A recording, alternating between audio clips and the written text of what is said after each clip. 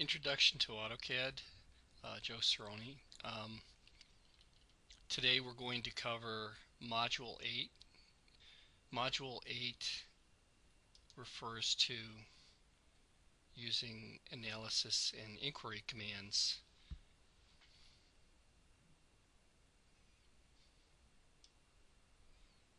And Module 8 refers to Chapter 15 from the AutoCAD and its Applications Comprehensive textbook. And so what we want to get out of this module is how to analyze drawings. And this is a very common application for any manufacturing, engineering, technology company, is to be able to take a look at a CAD model and then be able to look at things like distances, diameter, radius, and angles. And then to be able to list the properties of certain geometric data within the drawing. And so they have a number of tools within AutoCAD to do that. One of the easiest tools to use is grips. As we start to work with the drawing, grips are these little blue squares that we'll see on a drawing. And what we can do is we can highlight the grips, and when you highlight a grip, it will change from blue to red, and that'll allow us to get some information about the drawing. So if we take a look at a drawing like this gasket drawing, and I double click here into model space, I can click on this circular geometry and then hover over it and get the drawing information for that.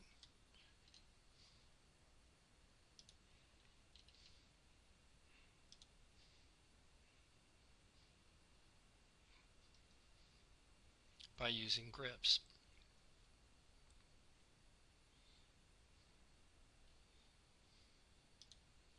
And so grips are a good way to go through and analyze geometry.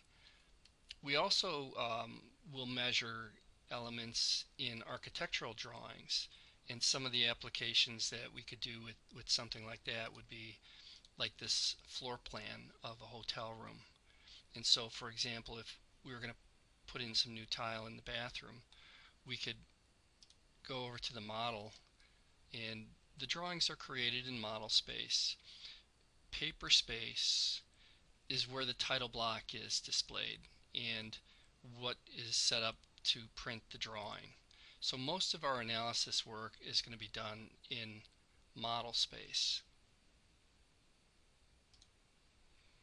So if we wanted to analyze something like the amount of area in the bathroom, we would go over to the Home tab, and it's under the Utilities where we would measure, and what we would say is measure area. And then what we can do is we can select the endpoints of the dimensions of the room, and once we have that boundary created, it shows it as a green shaded area. We hit enter, and we want the area to be calculated, which is 50 square feet. And so it's a great tool to be able to come up with some basic numbers as we go through and measure things. And you can also use it to do odd shaped rooms. And so as we go through, we can look at some of the ways that you can analyze areas for geometry. So that's the distance command. We can go through and we can click on two different points, and it will give you the distance for those. We can measure radius and diameter. We can measure angles. Oftentimes I'll use dimensions, but it's quicker to put in and use these analysis tools. Measuring the area. And so here's an example like we did for the bathroom to measure the area of a bedroom and to get a square footage value. And a lot of the CAD certification drawings are based on these mechanical parts. What they have is a mechanical drawing and an architectural drawing, And the way they see if the drawings are accurate is you analyze them. And so if we look at the Module 8, the exercise here is a gasket, and there's an architectural lab of a floor plan, which have the information from a certification exam.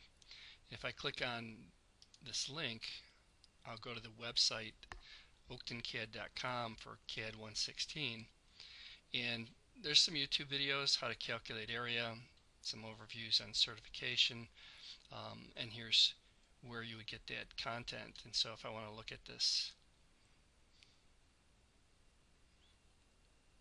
and so it's a gasket drawing, and part of the certification exam would be to draw the gasket. And the way that it works is they give you specific directions for it. And so what we would do is we would set the units value to decimal, and we'd set the decimal precision to 2, and we would then make sure that the angle for measurement starts at the 3 o'clock position, or 0 in the drawing, which is standard. And then we begin this drawing by locating the center of it at an absolute coordinate 6 by 3, or x value 6, y value 3. And so that would be the center of our geometry. And then if we've drawn it there, we can then go through and calculate out the surface area and these different values as far as being able to calculate distances. And so we'll take a look at that too in this module.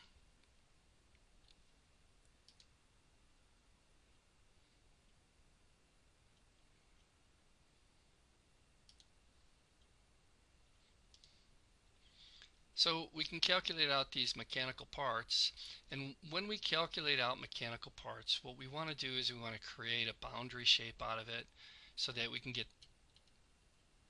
that information. And so when we come back to our mechanical drawing,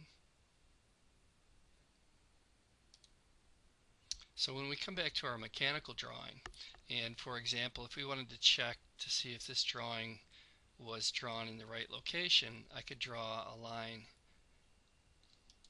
from this endpoint to this endpoint, and then I could go under my utilities and I could say ID point, midpoint, right here, and that'll get me the center of that rectangular geometry. So if I click on that, it tells me that the x value is 6 and the y value is 4.75, which are the values in the exercise. And so the coordinates are good as far as getting this drawing started. And then the next thing that we could do is we can then go through and analyze the area of this part. And if I turn off the dimension layer, I'm going to switch to object, and then I'm going to turn off dimension.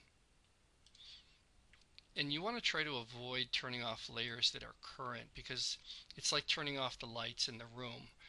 It's dark, you can't see anything, and so you have to have the layer that you're currently in, or that you're currently working with, on.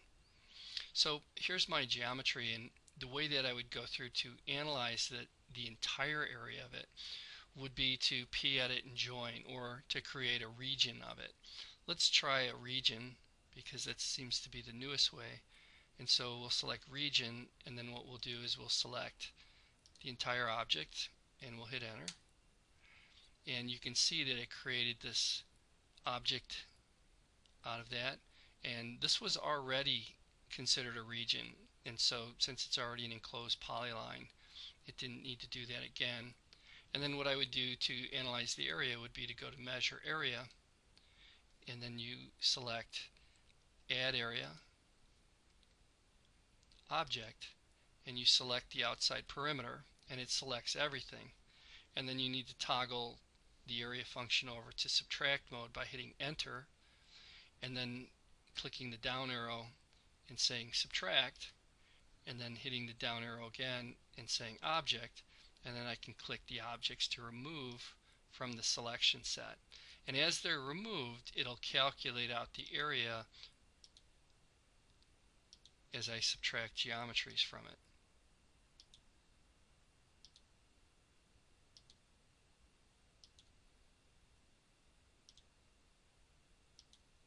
And so I'll get a total area of 21.54 um, square inches. And then I'll take a look at the exercise and I'll choose the answer. They're multiple choice, and so if you're right on the money, that number will be right in there. Okay, so that's how to use the area command on a mechanical drawing and on an architectural drawing. And then some of these other options, that's very much like this gasket exercise I just did, where you're able to calculate the area, and what they're doing is having an object and then subtracting another object from them. Listing drawing data, there's a command called list. It'll give you everything you want to know about a drawing. And so sometimes I'll go in and I'll wonder, certain elements about a drawing. If I say list, I can go in there. I guess they've updated it to DB list. And if I hit the F2 key, I'll get the flip screen on it. And so it basically gives you information about the drawing, what layer, what elements are within the drawing, basic data. We can also get other information about the drawing.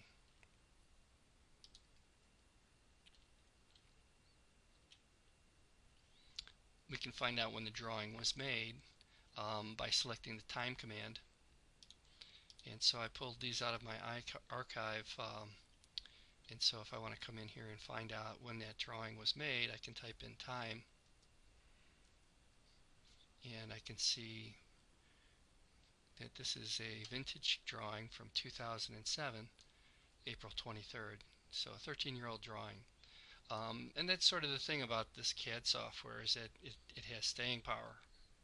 Drawings that go back a lot longer than that.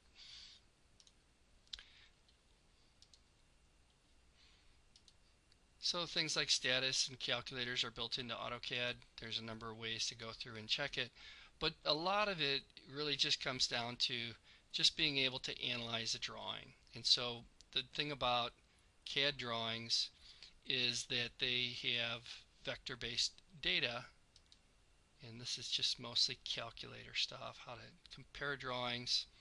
Comparison of drawings is used when you want to compare if there's anything different between the two. So for example, I have some title blocks from back when I used to teach at College Lake County, and we would name the layers with 3-letter names: DIM for dimension, CEN for center, HID for hidden. And then as I went on, I started to name them dimension, hidden, and center.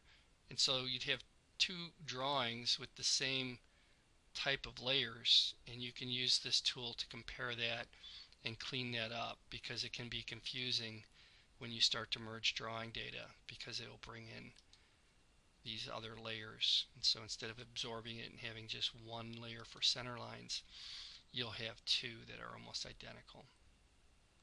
So the chapter review just goes through with some of the questions here. If we take a look at our drawing assignments, this is not one from it, but I pulled it because it's a good example to be able to calculate areas and distances and things like that. If I switch over to the mechanical drawing, we'll go through and look at how to analyze a drawing like this in our next video. And that completes this video lecture.